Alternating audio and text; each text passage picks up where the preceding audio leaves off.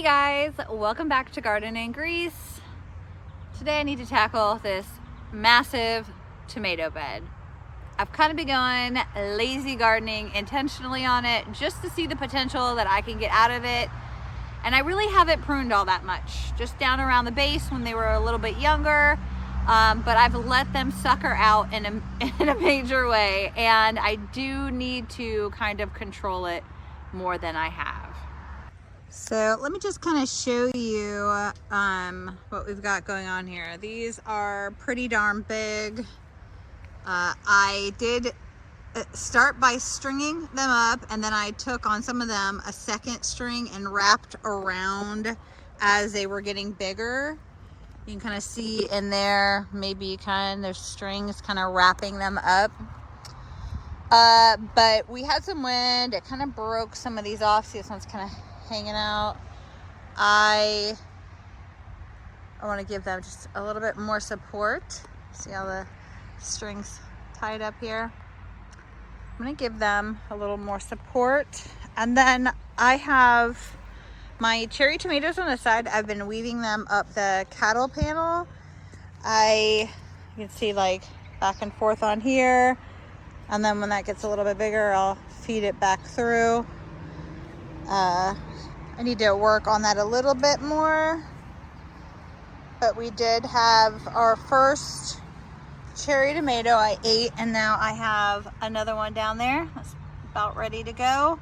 And these are the sun golds. So the only cherry tomatoes we grew this year were the sun golds. And then on this side, I have some of the San Marzano climbing up it. There's some bigger ones down lower.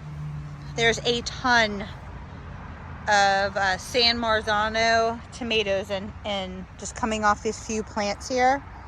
So I didn't put as many plants in the garden as I did last year, knowing that I was intentionally going to kind of let it go a little bit more. I didn't know that I was going to let it go as much as I have. But I think I have, let's see, 1, 2, 3, 4, so 12. I think 12. Maybe not even, maybe 12 in this bed. And the reason for the 12 is that along the cattle panel, I have 4 climbing up that cattle panel just right around the edge of it. So that makes up 4 of them. I have Amish paste, the San Marzano, and I have 1 beefsteak up here. That would be this one.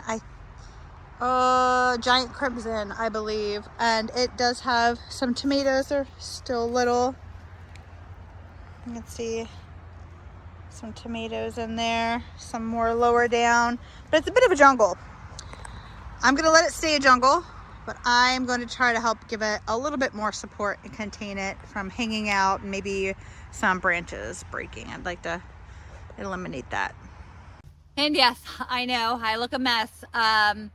We have had tons of rain and really cool temperatures. It hasn't really felt like summer except for maybe like 2 weeks earlier on in the year. We are now getting our heat wave. So we're in the high 80s right now. We're going to be in the high 90s for like the next week. And I'm already feeling the effects. I'm not adjusted.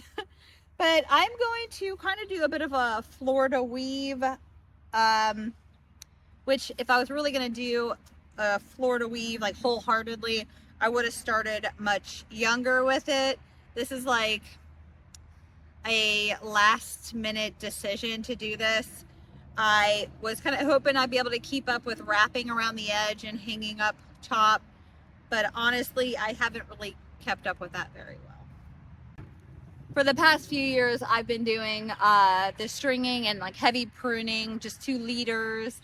And so that's why I have this trellis built, and it worked really good that way. But I think that I really wasn't getting my potential out of the bed. I think I get a lot more tomatoes this way, as long as we don't have any blight issues, any fungal disease, which we always do. Pretty humid here. So if I can get tomatoes off of it before the plants kind of give up from all the diseases, fingers crossed, that's the plan.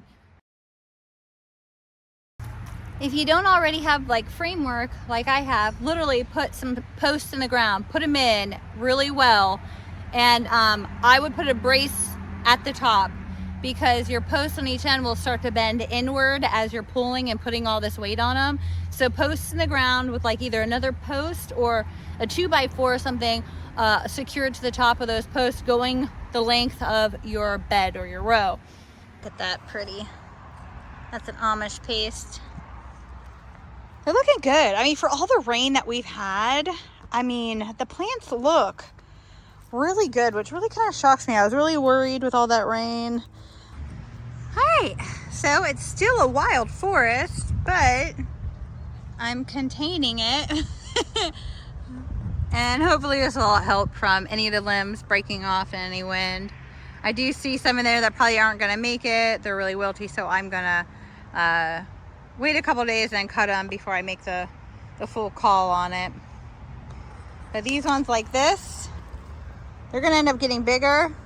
So I'll end up either tucking them in or just kind of taking some string and wrapping it around it and then tying it up in somewhere into here.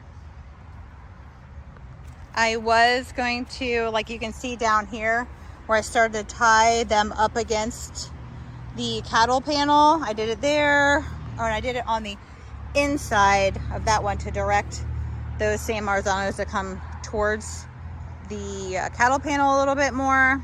I was going to maybe put another string up higher on both sides, but I decided not to. I mean, the planting is really thick, and so what if they're kind of in my pathway a little? At least there's more airflow in them. So airflow is the biggest concern with doing a mass of tomatoes in a small space like this. It does end up biting me in the butt some years really bad. Others, not so much. So we'll see how this year works out. Show you a couple other things. We've been harvesting a few cabbage. Like I said, it is going to be hitting into the 90s this week. So the cabbage much prefers the cooler temperatures. The reds haven't really headed up all that well. They are starting to. But my greens, well, I'd say I could pick this one, but I felt it yesterday. It definitely has more room to get like harder and more compact inside. I picked one a couple weeks ago because I just really wanted cabbage. It could have grown a lot longer. And then last night I picked one to make dinner and a small batch of kraut. But these need a little bit more time to get to their fullest potential. I mean, I could pick them right now if I want cabbage, just like when I picked that one a couple weeks ago. I don't get the most out of it, but I do get cabbage if I want it. I had to get out of that sun. Thank you guys for watching another episode of Garden and Grease. Don't forget to subscribe, hit that like button, and share this. Thank you. Goodbye.